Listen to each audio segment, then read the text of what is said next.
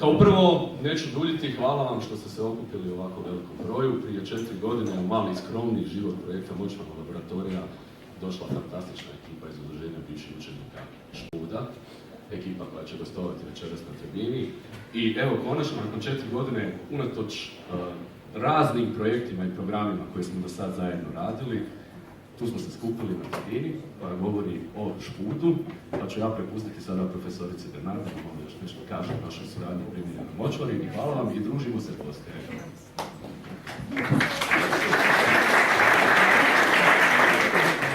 Hvala Sanjinu na ovom pozdravu. Ja vas pozdravljam ispred Škole primijenjene umjetnosti i dizajna i udruge bivših učenika Špuda.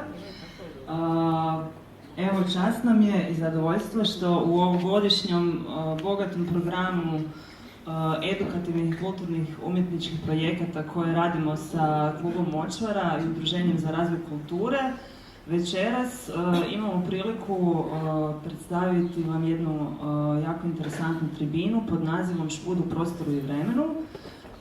I evo, molim da jednim pljeskom pozdravite sve naše goste koje smo okupili, a to je Zrinka Tatomir, Mirko Ilić, Filip Pintarić, Oko i Mija Bjondić.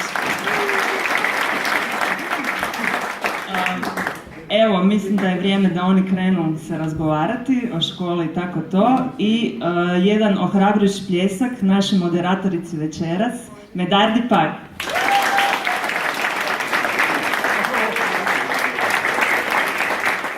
Evo, stage je vaš, krenite, a poslije se združimo na jednom ugodnom večeri atmosferi ovdje u Močvari. Hvala vam.